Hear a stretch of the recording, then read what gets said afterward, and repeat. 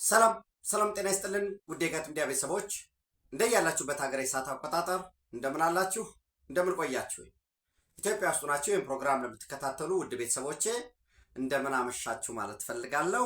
ዕለተ ሐሙስ የካቲት 26 2018 በኢትዮጵያ ዘመን አቆጣጠር ማርች 5 2026 በግሪጎሪያን ካሌንደር የጋት ዕለታዊ የአጫጭር መረጃ ጊዜ ነው። ዘወትር እንደምታደርጉት በተለይ ከሰሞኑ ደግሞ በጣም ትብብራችሁ የላቀ ሆኗል። ላይክ አድርጉ፣ ሸር አድርጉ፣ ሐሳብ አስተያየታችሁን አካፍሉ። የጋት ሚዲያ ሜምበር ሁኑ፣ ወርሃዊ ሜምበር ሁኑ። ከዝቅተኛ ክፍያ እስከ ትልቁ $10 አካባቢ ነው። በሱፐር ቻት በሱፐር ታንክስ ደግፉ። ከምንም በላይ ግን የጋት ሚዲያ ወቅታዊ፣ አስተማማኝ፣ በሰበር መልኩ የሚቀርቡ መረጃዎችን ስለምትከታተሉ እጅግ የከበረ ምስጋና ያድረሳችሁ።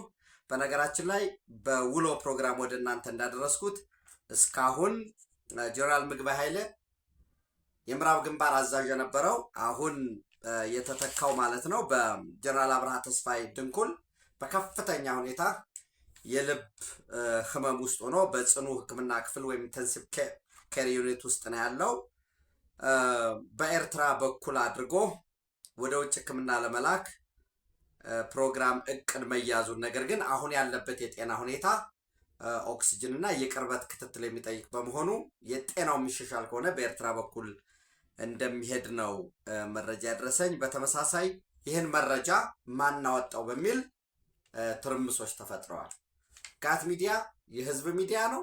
አድማጭ ተመልካቾቹ አስተማማኝ መረጃ ሲኖራቸው ወደኛ ያደርሳሉ። ልክ የትግራይ ህዝብ ሀብትና ንብረት የሆኑ እነዚህ ታሪካዊ ቅርሶችን ጨምሮ ሊሸጡ ነው በአንተ በኩል መረጃ ይድረስ እንደተባለው እሱን መረጃ ደረስኩኝ። ፓርቲዎች የሚመለከታቸው አካላት መግለጫ እንዳወጡበት ማለት ነው። በተመሳሳይ በዛሬው ዕለት ወሳኝ የሆነ መረጃ ደርሶኛል።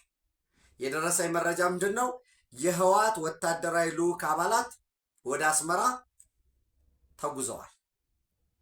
ወደ አስመራ የሄዱበት ዋነኛ ምክንያትም አንደኛ የህወሓት ጽህፈት ቤት የፖለቲካ ጽህፈት ቤት ቢሮ እንዲሰጣቸው ለማድረግና ያንን ቢሮ ለማዘጋጀት፣ ሁለተኛ የወታደራዊ ማሰልጠኛ ዝግጅት ማለት ወታደራዊ ማሰልጠኛ ሲባል የኤርትራ የዚህ ሳዋ ምናምን ማሰልጠኛ አለው። ከዛ በዘለለ የህወሓት የሚያሰለጥንበት ወታደራዊ ማሰልጠኛና እሱን ለማደራጀት እንዲሁም ጊዜያዊ ኮማንድ ፖስት የጊዜያዊ የጦርነት ኮማንድ ፖስት ለማደራጀት። ምክንያቱም ምን የሚል ግምገማ ገምግመዋል? ጦርነት የተከፈተ ከሆነ በአጭር ጊዜ እንገልፍ ሊያደርገን ይችላል። የትግራይ የሰላም ኃይል ያለው ደግሞ ስለሚያውቅ ራሱን እኛ ቲዲኤፍ ብለን የምንጠራውን ኃይል ተክቶ እንዲሁም አካቶ ሊሰራ ስለሚችል አርሚ 72 ብለን አሁን በግዴታ እያደራጀ ነው ያለነው ህዝባዊ ፖሊስ ላይዋጋ ስለሚችል ራሳችን መልሶ ስለሚወጋን በዋነኝነት ከፍተኛ ወታደራዊ አመራሩንና የፖለቲካ አመራሩን አሳልፎ ሰጥቶን በህግ ተጠያቂ ልሆን ስለምንችል ወይንም ልንገደል ስለምንችል በሚል አንድ በኩል በዚህ በሐምዳይት በኩል ሌላ ለማደራጀት ሐምዳይት ማለት በሁመራ ማዶ ያለ ነው። በዛ በኩል ጊዜያዊ ጽህፈት ቤት ለማቋቋም፣ ነገር ግን የኢትዮጵያ መከላከያ ሰራዊት በቀጥታ ሐምዳይትም ኤርትራም ሊገባ ስለሚችል ወደ ምጽዋ አካባቢ የጊዜያዊ የህወሓት ጽህፈት ቤት የጠየቁትን ነው የምነግራችሁ። ከዛ ባለፈ ለአባላቱ ለከፍተኛ አመራሩ አባላትና ለቤተሰቦቻቸው በተለይ ለፖለቲካው ሚሊተሪ አመራሩ ፓስፖርት ለመጠየቅ የኤርትራ ፓስፖርት እንዲሰጣቸውና ለኤርትራ ፓስፖርት ለማይሰጣቸው ደግሞ ለይለፍ መተላለፊያ ለማግኘት እንዲሁም ኤርትራ ውስጥ የባንክ አካውንት ከፍተው ገንዘብ ማንቀሳቀስ በሚችሉበት ሁኔታ እሱንም ፍቃድ ለመጠየቅ፣ በተመሳሳይ የጋራ ወታደራዊ ግምገማ ከ10 ክፍለ ጦር በላይ ትግራይ ውስጥ ገብቷል። ይሄ የሄደው የፖለቲካው ሚሊተሪው አጠቃላይ እንደ መሪ ሆነው የደረሰ መረጃ የጽምዶ መምሪያ የሆኑት ጀነራል ፍስሐ ኪዳኑ መሪ ሆነው ነው የሄዱ ያሉት። ጀነራል ፍስሐ ኪዳኑ ማለት እንግዲህ አስቀድሞ በኢትዮጵያ መከላከያ ሰራዊት የምዕራብ እዝ አዛዥ የነበሩ አሁን የትግራይ ጸጥታ ቢሮ ኃላፊ ናቸው። የጽምዶ መምሪያ ሆነው እሳቸው የሚመሩት በዛው አስመራ ደግሞ አቶ ጌታቸው አሰፋ የቀድሞ የብሔራዊ ደህንነት ኃላፊው በዛው አሉ፣ ሌሎችም አሉ። ይህንን ግምገማ ለማድረግ በተመሳሳይ የነዳጅ የመድኃኒት እና ሌሎች አስፈላጊ የሚሏቸውን በምጽዋ ወደብ በኩል አድርጎ መተላለፊያ የጦር መሳሪያ እያስገቡ ነው። አሁን በገፍ እያስገቡ ነው። በዛ የጦር መሳሪያ ራሱን ቲዲኤፍ ብሎ የሚጠራው ይዋጋላቸዋል ወይ? የህዝባዊ ፖሊሱ በጉልበት ወደ ጦርነት ግባ ብሎ ያሉት ይዋጋል ወይ? ህዝቡ ሙሉ ለሙሉ አንቅሮ ተፍቷቸዋል። በዚህ ሁኔታ ዝሮ ጦርነት መጀመር አለብን የሚል ይህንን ለመነጋገር ወደ አስመራ ልከዋል ማለት ነው። የሚቀርቡ ጥያቄዎች እነኚህ ናቸው። ሌሎችን ደግሞ እየተከታተልኩ የማደርሳቸው ይሆናል። በተመሳሳይ ህወሓት ልዑክ መርጦ ጨርሷል። ደግሞ የፖለቲካ ክንፉ ፖለቲኮ ሚሊተሪ ወደ አስመራ ሄዷል። ሁለተኛ ደግሞ የፖለቲካ ክንፉ ደግሞ ልክ ነጥብ ለማስጣል በሚል ተወያይተን ስላልተፈታልን ነው በሚል ለዓለም አቀፉ ማህበረሰብ ለመንገር ወደ አዲስ አበባ የሚመጡ አባላቱን መርጧል። እነዚህ አባላት ከመጡ በኋላ በፍጹም እንዳትስማሙ የሚል ግምገማ አስቀምጠዋል። እንዳትስማሙ የሚል ግምገማ ያስቀመጡ ለምንድን ነው ብትሉ በጣም ያስቀኝ ይሄ ነው። ከተስማማን አይ በቃ ከፌዴራል መንግስት ጋር በመነጋገር ከችግራችን እንወጣለን ብለን አምነን የፈለገውን የፌዴራል መንግስት ውስጥ ከመጨረሻ እንኳ ሄዶ እሺ ብሎ ቢቀበለን ዋነኛው ዓላማ ሊሆን የሚችለው የመሰረትነውን አሊያንስ ወይም ጽምዶ ለማፍረስ ነው የሚሆነው። ከሻዕቢያ ጋር ያለንን ግንባር ከአማራ ተለላኪዎቻችን ከአፋብን ጋራ ጨምሮ የቅማንት ኮሚቴ፣ የአገው ዲሞክራሲያዊ ንቅናቄ አዴን እያደራጁ ያሉት አለ በየቦታው ሳቦታጅ ብለው እነሱን ተስፋ የሰጠናቸውን ተስማምተናል አብረን ለመስራት ብለን ፖዚቲቭ የሆነ ቃል ብንዳይ ከሻዕቢያም እንመታለን። ሌላውን ከኛ ጋር ሊሰራ ያፈለገው ኃይል አንቅሮ ስለሚተፋል አልተወያዩም። ዓለም አቀፉ ማህበረሰብ እንዳይገፋን ግን እንሄዳለን። ዲማንዳችንን አስፍተን ነው የምንገባው። አንደኛ ዲማንዳችን አሁኑኑ የወልቃይት ጠገዴ ሰቲት ሁመራ ዞን አስተዳደር ፈርሶ መዋቅራችንን ይዘን እንገባለን። ሁለተኛ ያለምንም ቅድመ ሁኔታ የተሰረዘው የህወሓት ሰርተፊኬት በስተት ነበረ የተሰረዘው ተብሎ ይመለስልን። ምርጫ ቦርድ ምናምን አካሄድ የሚባል ነገር የለም። በሶስተኛ ደረጃ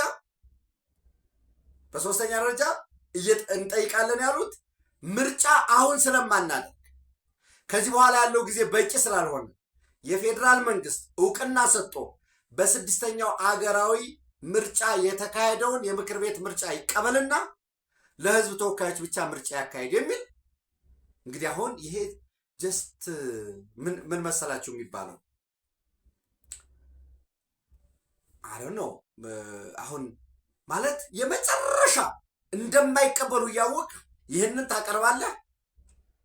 ኢቭን ይህንን እንኳ ቢቀበልህም እስቲል ሊበላይ ነው። በቃ የሆነ ጊዜ አሊያንስ ግንባሬን አሳጥቶ ከግብፅ ጋር የመሰረትኩትን ከአልቡርሃን ጋር ቃል የተገባልኝን ከሌሎች ተላላኪዎች ጋር ያለንን አጠቃላይ ስምሪታችንን ሊያፈርስብን ስለሚሆን አንስማማም የሚል አስቀምጠዋል። በተመሳሳይ ደግሞ እንግዲህ አናሎግ ናቸው የምላችሁ ለዛ ነው።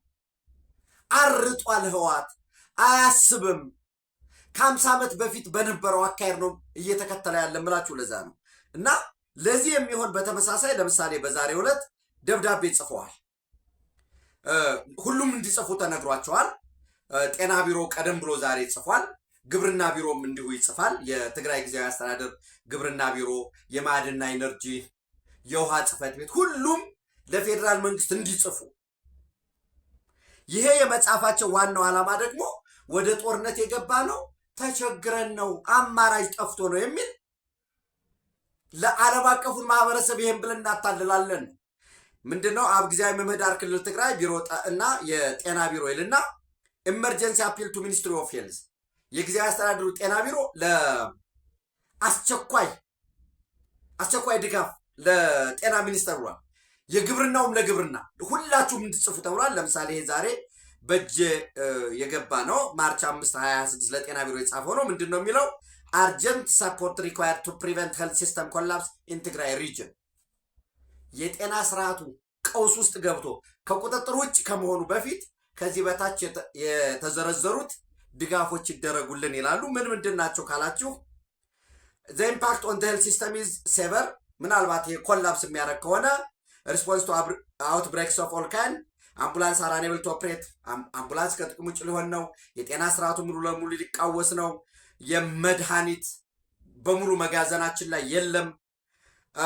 የሰብአዊ የምናደርገው ለሰብአዊ ድጋፍ የምናደርገው ይሄ humanitarian outreach to internal displaced population is severely constrained ተፈናቃይ በየጣቢያው ላሉት በሙሉ ከአገልግሎት ውጭ ሊሆን ነው ይልና supervisory monitoring and emergency reports activities are stopped.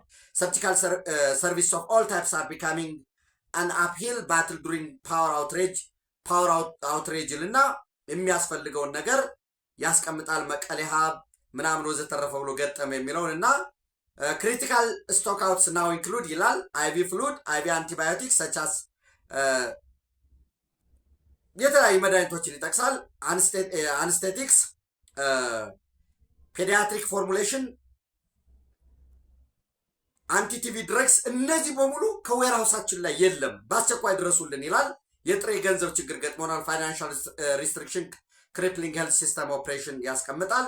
ኢሚዲየት ፈንዲንግ ፕራዮሪቲ ዴዲኬትድ ፊውል አሎኬሽን ፎር ሄልት ኤንድ ሁማኒታሪያን ትራንስፖርት በእናንተ በኩል ለጤናና ለሰብአዊ ድጋፍ በሚል ነዳጅ አስቀምጡ። የለም እንደዚህ አይነት ነገር እንደምታውቁት። ግን ዓለም አቀፉን ማህበረሰብ ማታለን ለህዝቡ ይህንን እኮ አድርገን ነበር። ለምን ወደ ጦርነት ተገባ ሲባል ፋይልን መዛለን ነው። በቃ ይሄ ማኑዋል ያኔ በ1960 በ1970 በ80 የነበረ የትግል ስልት ዓለም እንዲህ ነው የሚረዳ ነው።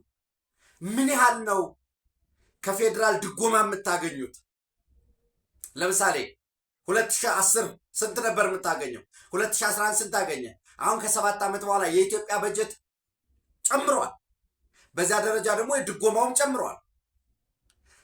ከ160 ሺህ 180 ሺህ ገደማ ታጣቂ ይዘሃል። ቁርስ ታበላለህ፣ ያን ታጣቂ ምሳ ታበላለህ፣ ራት ታበላለህ፣ ሕክምና ትሰጣለህ፣ ማበረታቻ አለ፣ የነዳጅ ፊውል አለ። ከታጣቂው ባለፈ አስተዳደራዊ ድጋፍ፣ አስተዳደር ሰራተኛ አለ፣ ሕክምና፣ ትራንስፖርት ወዘተረፈ፣ ግዢ፣ ሎጂስቲክስ፣ ኦርዲናንስ የሚባለው የጦር መሳሪያ ይገዛል። በሙሉ ጄኔራሎች ምናምን ኮሎኔሎች የግንባር የእዝ አርሚ ወዘተረፈ የሚባለው በአንድ ሀገር የመከላከያ ሰራዊት ስታንዳርድ ነው። ጥቅማ ጥቅሙ የውጭ ምንዛሪ ገንዘቡ የትግራይ በጀት ገንዘቡ በጥሬ ገንዘብ እየተመነዘረ ዶላር ይገዛል። እዚህ የሚሰጥ የነዳጅ ድጎማ ወደ ኤርትራ ይሸጣል፣ ሸቀጥ ይሸጣል፣ ስኳር ሳይቀር ይተላለፋል። ለህዝቡ ግን የሚሰጠን የበጀት ድጎማ ይሄ ነበር ከፌደራል መንግስት። ይሄ ቀርቶብናል አለ አይሉም። ዝም ብለው በለወሳስ የፌደራል ድጎማ ከጥቅምት ጀምሮ ቆሞብናል ነው እንጂ የሚሉ እንዴት ሊቆምብህ ይችላል? how it could be ሊሆን አይችልም። ነገር ግን እንዳልኳችሁ ሌላ ተጨማሪ ሸክም አምጥተዋል። ነዳጅ ከዝነዋል። ነዳጅ እጥረት ገጠመን ብለው ተናግረው ነበር።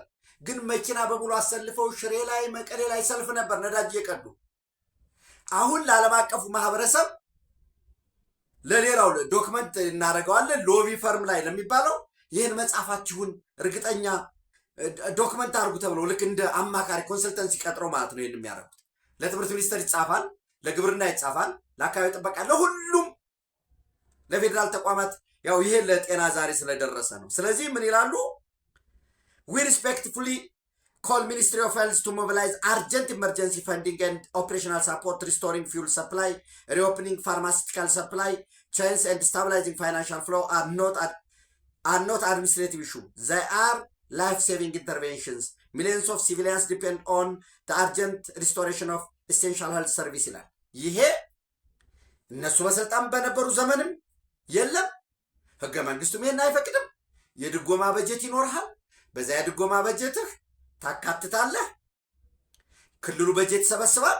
በዛ መሰረት ፋንክሽን ኦፕሬት ታደርጋለህ። ሚሊዮን ዶላር ወርቅ ይቆፈራል፣ በየጊዜው ይሸጣል። አሁን ይሄ የትግራይ ህዝብ የሚያውቀው። እነዚህ ቆሞ ቀሮች ግን ብልጡ ነው መሆኑ ነው። ይሄ ደግሞ ለማን ሲሲ ተደርጓል? ለዓለም የጤና ድርጅት ለዶክተር ቴዎድሮስ አድሃኖም ሲሲ ተደርጓል። ይህንን ዶክተር ቴዎድሮስ አድሃኖም እንግዲህ ልክ ጓሄድ ሲባል ለዓለም አቀፉ ማህበረሰብ ይለጥፋል። እንዲሁ ነው ክሪፕል ተደርጎ ተዘግቶባቸው ተነጥለው የሚል ይህን ይለጥፋል። ይኸው ቀድመን ጋት ሚዲያ ቀዳሚ ነው በመረጃ ምላችሁ ለዚህ ነው። በተመሳሳይ ለጦርነቱ የሚበቃ ለጦርነቱ ዝግጅት በሚል እያንዳንዱ የመንግስት ሰራተኛ 20% እንደሚቀነስበት ይሄ ነፍሰ በላ የሆነ ድርጅት ከዚህ በፊት የዓለም አቀፉ የምግብ ድርጅት የምግብ ፕሮግራም ወርልድ ፉድ ፕሮግራም እንዳረጋገጠው ታስታውሳላችሁ። 50ኛ ዓመት የድርጅቱ የበዓል አከባበር በሚል ከእያንዳንዱ ተፈናቃይ ገንዘብ ሰበስብ ነበር።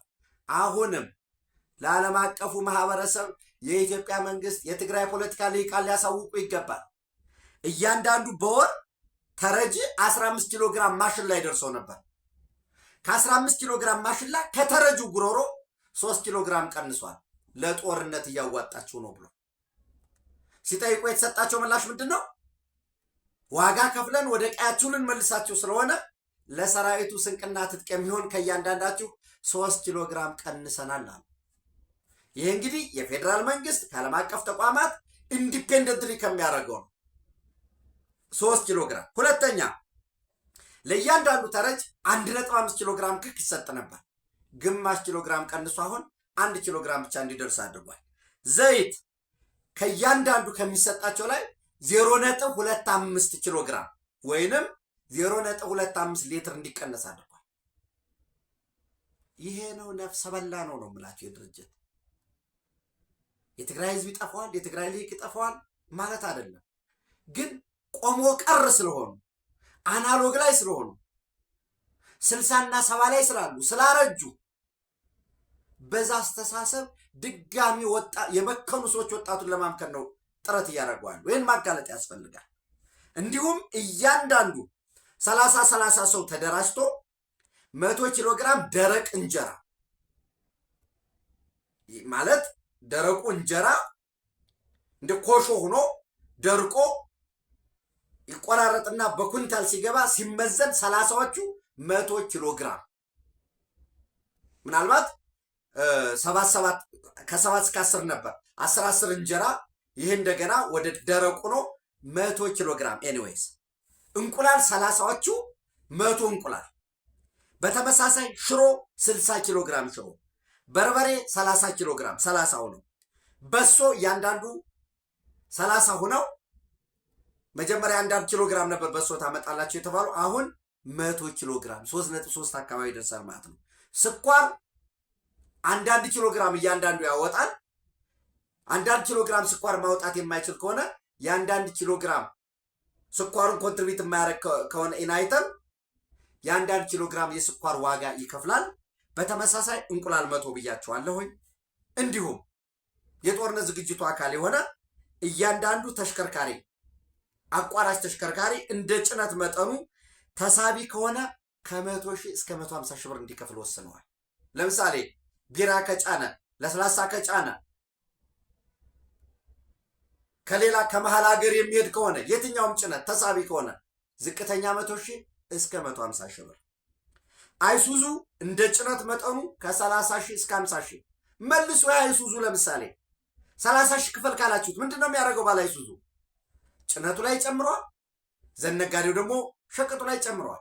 መልሶ የትግራይ ወገናችን እንዲማረር ህይወቱን መቀመቅ ማድረግ ነው የያዙት። የህዝብ ተሽከርካሪ እንደ የሰው የመጫን አቅሙ ዝቅተኛው 10 ሺህ ሆኖ እስከ 20 ሺህ፣ እነዚህ የከተማ ታክሲዎች ባጃጆች ደግሞ ባጃጅ 3000 ታክሲዎች ደግሞ 5000 እንዲያወጡ መመሪያ ወርዶላቸዋል። የግል ተሽከርካሪ እንዲሁ 5000 ብር፣ ነጋዴዎች ደግሞ የግብር የሚከፍሉትን ለምሳሌ የመቀሌ ከተማ አንድ ነጋዴ 100 ሺህ ብር የሚከፍል ከሆነ 1/4ኛውን which means 25000 ብር ለዚህ ያዋጣል ማለት። ይሄ ነው ለመከራ ለስቃይ የሚዳርጉት። ስንት ሰዎች ናቸው ጦርነቱን የሚፈልጉት? በቃ እንለጥጠው 100 ቢሆኑ ለነዚህ 100ዎችን በገቡበት ገብቶ አሳልፎ ሰጥቶ ማሳረፍ ሲቻል የትግራይ ህዝብ እንዳያርፍ እየሆነ ነው። እዚህ ላይ ህዋቶች የሚያነሱት ጉዳይ አለ። ሰላም ሲባል የደሌቲም እንቅስቃሴ ለውጥ ትግራይ የዛ ደጋፊ ናቸው የሚባሉት ወይ የለውጥ ጥያቄ ሲነሳ ታዲያ ተፈናቃዮች በዚህ ይቅሩ፣ የወልቃይት ጠገዴ ጉዳይ ምን ልታደርገው ነው ወዘተረፈ የሚሉ አሉ። ተፈናቃዮች እደግመዋለሁ፣ አመት አልፎናል። ኢትዮጵያ ውስጥ መፈናቀል የለበትም፣ ይመለሱ በአስቸኳይ። የፌዴራል መንግስቱ በተደጋጋሚ በየጊዜው በአግባቡ ገልጿል። ሁለተኛ የፌዴራል መንግስት የድጎማ በጀት ልክ ለሁሉም ክልሎች እንደሚሰጠው በቀመሩ መሰረት የተቀነሰ 5 ሳንቲም ካለ ግልጽ ያድርጉ። በየወሩ የኢትዮጵያ አመታዊ በጀት ይህን ያለው ከአመታዊ በጀቱ ይህን ያህል ፐርሰንት ለክልሎች ድጎማ ነው። በዚህ መሰረት ደግሞ የፌዴሬሽን ምክር ቤት የድጎማ ቀመር መሰረት ይህን ያህል ፐርሰንት ለትግራይ ሊደርሰው ይገባ ነበር፣ አልደረሰንም ካሉ ግልጽ ያድርጉ ለህዝቡ። ከዛ ውጭ ግን 150 ሺህ 160 ሺህ ታጣቂ ይዘህ ማለት ያን ያህል እኮ መንግስት ሰራተኛ የለውም። በመንግስት ሰራተኛ ደረጃ ክልሉ ምናልባት መምህራን፣ የጤና ኤክስቴንሽን ሰራተኞች ቁጥራቸው እዛ አካባቢ ከዛም በላይ ሊሆን ይችላል። ያንን ይዘህ ደሞዝ ከፍለ ቁርስ፣ የመኪና ተሽከርካሪ መለዋወጫ፣ ነዳጅ፣ ሕክምና ሁሉ ይዘህ ይሄ ሄዶ በዝቅተኛ ከዚህ በፊት ታስታውሳላችሁ፣ በዝቅተኛ ደሞዝ አስበ ነው እስከ 1.5 ቢሊዮን ብር በዝቅተኛው የትግራይ ህዝብ በየወሩ እየጠየቀው ነው። ተጨማሪ ነው። ሰዎችን የዩኒቨርሲቲ ተማሪ የነበሩ ከትምህርታቸው፣ ነጋዴውን ከንግዱ፣ ሁሉንም ከቀደመ ስራው ነጥለ ስታበቃ እንደ መጠባበቂያ ለሻቢያ ለመለላክ ሻቢያ ያንተም ታጣቂ ከኢትዮጵያ መከላከያ ፊት አይቆሙም። የማይቆሙት ኮዝ የላቸው። ኮዝ ዲፋይንድ የሆነ ሊያዋጋ የሚችል ኮዝ የላቸው። ዛሬ እነሱ ቅንጦት ነው የሚኖሩት። ቤት ግዢ መከራ ነው። እስከ ቅርብ ጊዜ ዱባይ፣ አቡዳቢ፣ አውሮፓ፣ አሜሪካ፣ ኢብን ኢንዶኔዥያ፣ ሲንጋፖርን ይዞ ቤት ግዢ እንደ ጉር ነው ይሄ ወርቅ እየተሸጠ። ግን እነዛ ልጆቻችን፣ ወንድሞቻችን፣ ወጣቶች ግን ፕሮፐርሊ ሕክምና እንኳን አላገኙም። ዞር ብለው አላዩአቸውም። እነዚህ እርዳታ እንኳን እርዳታ የሚፈልጉ ጣቢያ ላይ ያሉት የተፈናቃይ ጣቢያ ላይ ያሉት እንኳን 72 የሚባል አለ መቀሌ። ፈትለ ወርቅ አንድ ቀን ሂዳ አይታቸው አታውቅም። ግን ምን ትፈልጋለች? ለፖለቲካ መጠቀሚያ ትፈልጋቸዋለች። ከኛ በፊት ድርጅታችን ትዳናሉ፣ ውድብ ትቅደማሉ። ከጉረሯቸው ደግሞ ነጥቀው ቅድም እንዳልኳችሁ ከማሽላ ዱቄት ይቀንሱባቸዋል 3 ኪሎ ግራም 15 የተፈቀደላቸውን 3 አረጉ። ነገ ደግሞ ሲራቡ ተራቡ ብለው ደግሞ ቪዲዮ ይሰራሉ። ክክ ዘይት የእርዳታ የማትደግፍ ከሆነ ሂድ ብለው ደግሞ ቸንዳ ያፈርሱባቸዋል። ከነሱ ይሄ ነው ህዋት ማለት። ህዋት ማለት ከፈን የሚሸጥ የሙታንን ገላ የሚሸጥ ነውረኛ ወራዳ ድርጅት ነው። ግን ምን አድርጓል? ይሄ ድርጅት ከሌላው የሚለየው ጋንጋፕ አድርጓል። ፕሮፓጋንዳውን አፍኗል። በፍርሃት ውስጥ ያነበረዋል። ይህንን ነው እያደረገ ያለው። ከዚህ ባለፈ ምናልባት ወደ መካከለኛው ምስራቅ ስንሄድ በተደጋጋሚ ኦፍኮርስ መረጃዎች እየወጡ እየተከታተላችሁ እንደሆነ ተስፋ አረጋለሁኝ። ከእስራኤል በላይ ኢራን ወደ እስራኤል ከተኮሰችው በላይ እጅግ ከፍተኛ የሆነ ሚሳኤልና ድሮኖችን ወደ ጎረቤቶቿ ወደ ገልፍ ኮኦፕሬሽን ካውንስል ሜምበሮች ነው እየተኮሰች ያለችው። ምናልባት ትናንት ኒው አረብ ያወጣው ኢራን ታርጌትድ ገልፍ ዊዝ ሞር ሚሳይልስ ኤንድ ድሮንስ ዛን እስራኤል ሪፖርት ብሎ ለምሳሌ ወደ ዩናይትድ አረብ ኤሚሬት 863 ድሮን እና ሚሳይል ተኩሰዋል።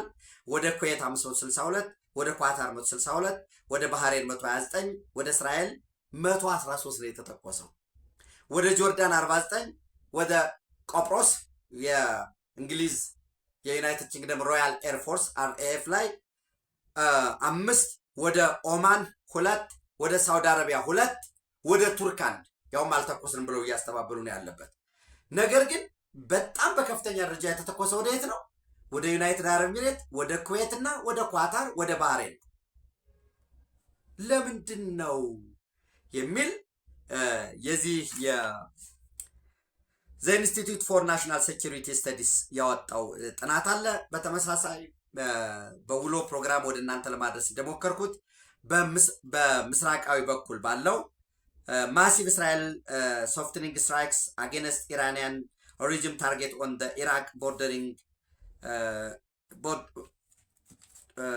ታርጌትስ ኦን ደ ኢራቅ ቦርደር ኢንተንድድ ቱ አለው ደ ኢንትሪ ኦፍ ኩርዲስታን ሚሊተሪ። ይሄ እንግዲህ ምናልባት የኩርድ ሚሊተሪን ሲአይኤም ሞሳድም የሚያስታጥቅ ከሆነ በእውነቱ መካከለኛው ምስራቅ ወደማይወጣው ቀውስ ሊገባ ይችላል። ምክንያቱም እንዳልኳችሁ ኢራን ላይ ከ12 ሚሊዮን በላይ ኩርዶች አሉ። እነዚህን ሰፖርት የሚደረግ ከሆነ ልክ እነዚህ ኩርዶች በሚያዋስኑት ደግሞ ቱርክ በድንበራቸው ላይ 20 ሚሊዮን አካባቢ ኩርዶች አሉ። በዛው ጆይንትሊ ህዝቡ ተመሳሳይ ህዝብ ነው። ግን ወዲህ ማዶ ኢራን ውስጥ እዚህ ኢራቅ፣ እዚህ ደግሞ ሶሪያ፣ እዚህ ኢራን የሆነ በድምሩ ከ45 ሚሊዮን አካባቢ ገደማ አለ። ስለዚህ ኢራን ውስጥ ያለው ኩርድ ኢምፓወር የሚደረግ ከሆነ በተመሳሳይ ቱርክ ጋር ፒኬኬ መሳሪያውን ቢጥልም ወደዛ መገባቱ አይቀርም። የሶሪያ ጉዳይ የኢራቅ ጉዳይ አለ። አሁንም ጥቃቱ ተጠናክሮ መቀጠሉ ነው እየተገለጸ ያለው። ምናልባት የአሜሪካ የሴንትራል ኮማንድ ተጨማሪ ኤርፎርስ እያስገባ እንደሆነ፣ ኢራኖችን በተመሳሳይ ጥቃታቸውን አጠናክረው መቀጠላቸው። የአሜሪካ ማዕከላዊ እዝ ምንድን ነው የሚለው? እንዳልኳቸው አልጀዚራ እንግሊሽ ኢራን ዲናይስ ፋይሪንግ ሚሳይል ቱዋርድስ ተርኪ አፍተር ኔቶ ኢንተርሴፕሽን። ኔቶ ኢንተርሴፕት አድርጓል፣ እኛ ግን አልተኮስንም ብለዋል። ስለዚህ ማን ነው የተኮሰው የሚለው እንግዲህ እንደ የምልከታችን ማየት ያስፈልጋል ማለት ነው። ምንድን ነው የሚለው? በዓለማችን ላይ እጅግ በጣም ጠንካራ የሆነው የእስራኤልና የአሜሪካ አየር ኃይል ሙሉ ለሙሉ የኢራንን አየር ኃይል ምንድን ነው የአየር ግዛት ተቆጣጥሮታል የሚል መረጃ ወጥቷል። ዩኤስ ሴንትራል ኮማንድ ዘ ቱ ሞስት ፓወርፉል ኤር ፎርስስ ኢን ዘ ወርልድ ዩናይትድ ስቴትስ ኦፍ አሜሪካ ኤንድ እስራኤል አር ዶሚኔቲንግ ዘ ስካይስ ኦቨር ቴሄራን የሚል አለ። የበለጠ ውጊያው ተጠናክሮ እንደሚቀጥል ነው የተገለጸ ያለው። ይሄ የሚቀጥል ከሆነ ምን አይነት ነው ቀጠናዊ የሚሆነው ዓለም አቀፋዊ ሁኔታ የሚለውን ከተለያየ ፐርስፔክቲቭ መገምገም ይጠበቅብናል።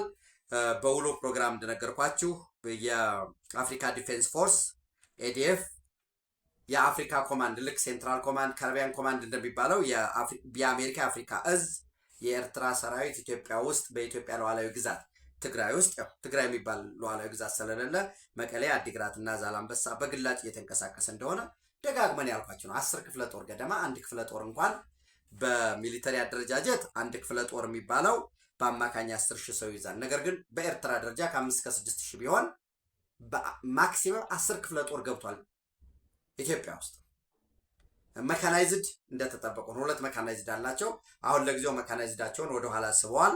የ10 ክፍለ ጦር ከ50,000 እስከ 60,000 ገደማ የሚሆነው እየተንቀሳቀሰ ነው። ሀምዳይት ላይ እየተደራጀ ነው ያለው መካናይዝድ ጨምሮ። ነገር ግን ውጊያ የተጀመረ ጊዜ ጎርፍ ሆኖ ሙሉ ለሙሉ ተጠርገው እነዚህ ሰዎች ዓለም አቀፍ ማህበረሰብ ጫና ያደርጋል ወዘተረፈ ብለው ያስባሉ።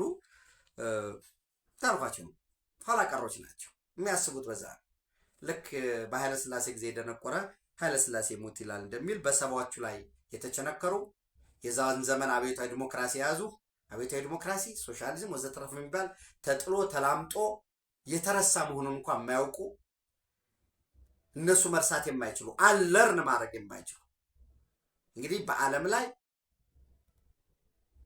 የለውጥ ምሁራን ጠንካራው በዚህ ዘመን በ21ኛው ክፍለ ዘመን የተማረ የሚባለው ማንበብ መጻፍ ወዘተረፈ የሚችል አይደለም። ማንበብ መጻፍ መደመር መቀነስ የሚችል ወይ ቴክኖሎጂ ምናምን እንደሱ አይደለም። ዘ ሊትሬት ኦፍ 21st ሴንቸሪ ማን ነው? መማር የሚችል ዘመኑ ሲቀየር ደግሞ አለርን ማድረግ የሚችል ትናንትን የተጠቀምበትን አሰራር አለርን ማድረግ የሚችል እንደ አዲሱን ለርን ማድረግ የሚችል ነው። ህዋቶች ግን በሰባዎቹ አብዮታዊ ዲሞክራሲን ወሰዱ፣ ለርን አረጉ። አለርን ማድረግ አልቻሉ፣ መቶ አልቻሉ። አዲሱን የዘመኑንም አሰራር ደግሞ ለርን ማድረግ አልቻሉም። ለርን አዲስ ኒውን ለርን ማድረግ አልቻሉም። እነዚህ ቁሞ ቀሮች ወጣቱን የለውጥ ተምሳሌ ታታሪ የሆነውን የትግራይ ህዝብ ኖት ፎር ዘ ሴክ ኦፍ ፖለቲካል ኮሬክትነስ ለዳግም ጥፋት ለመዳረግ እየተንቀሳቀሱ ነው። እርግጠኛም ሆነው ራሳቸው ይጠፋሉ እንጂ አሁን የትግራይ ህዝብ በዚህ ትራፕ በዚህ ወጥመድ አይገባም። አይ ሆፕ ሶ። ኢትዮጵያ በክብር ለዘላለም ትኑር። ታንክ ዩ